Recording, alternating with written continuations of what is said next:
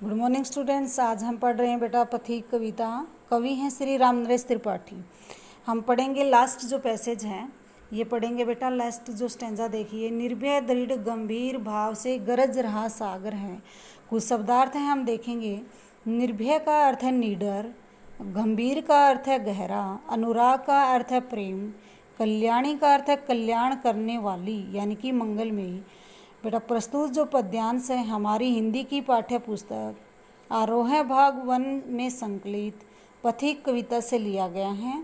इस कविता में उन्होंने प्रकृति की मनोरम छटा का सजीव चित्रण किया है। कविता का जो नायक है पथिक है या कवि है, सागर के तट पर खड़ा है, सागर के किनारे खड़ा है। वहाँ के सौंदर्य को देखकर उससे प्रभावित होकर ये शब्द कहता है, निर्भय दृढ़ गंभीर भाव से गरज रहा सागर है।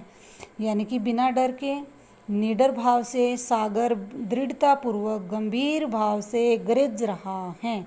क्या बता, सागर है जो बिना डर के बिल्कुल खुले दिल से निडरता पूर्वक दृढ़ता पूर्वक गंभीर भाव से गरज रहा है।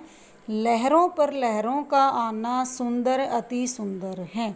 क्या बता, सागर में एक के बाद एक लहर उठती जा रही है और जो लहरों का जो सिलसिला है वो निरंतर जारी है और सागर का यह दृश्य बहुत ही सुंदर लग रहा है। क्या बता, कवि ने सागर की उठती लहरें से गरजने की जो गंभीर ध्वनि उत्पन्न हो रही है और सागरों की जो ध्वनि से, सागर की ध्वनि से जो उत्पन्न ध्वनि, उनके बाद उठने वाली लहर भी बहुत सुंदर लग रही हैं। देखिए, कहो यहाँ से बढ़कर सुख क्या पा सकता है प्राणी, अनुभव करो हृदय से हे अनुराग भरी कल्याणी।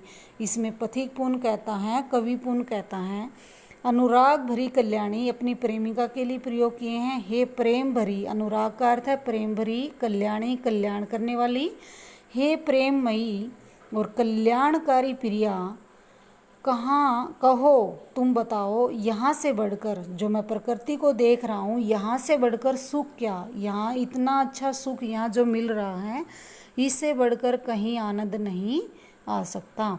देखिए, तुम ही बताओ इस सौंदर्य से प्राप्त होने वाला सुख आनंद से बढ़कर और कौन सा आनंद हो सकता है।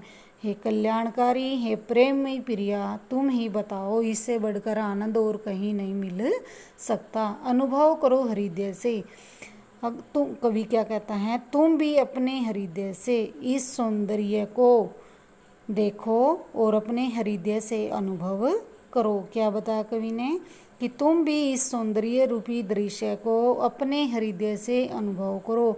यानी तुम भी सागर के किनारे खड़े हो और पूरी प्रकृति को निहारो और प्राकृतिक वातावरण का आनंद लो और अपने हृदय से अनुभव करो। तो यहाँ कवि ने प्रकृति की जो प्राकृतिक सौंदर्य का सुख और आनंद हर प्रकार से श्रेष्ठ लगता है और कवि अपनी प्रेमिका, अपनी प्रिया को भी आनंद को अनुभव करने की प्रेरणा देता है। तो यहाँ पर्सन अलंकार का प्रयोग किया गया है और संस्कृत के शब्दों का भी प्रयोग किया गया है। भाषा सरल सहज प्रवाहमयी है। तो बेटा ये हमारे 4 स्टेंजा कंप्लीट हो चुके हैं। धन्यवाद बेटा।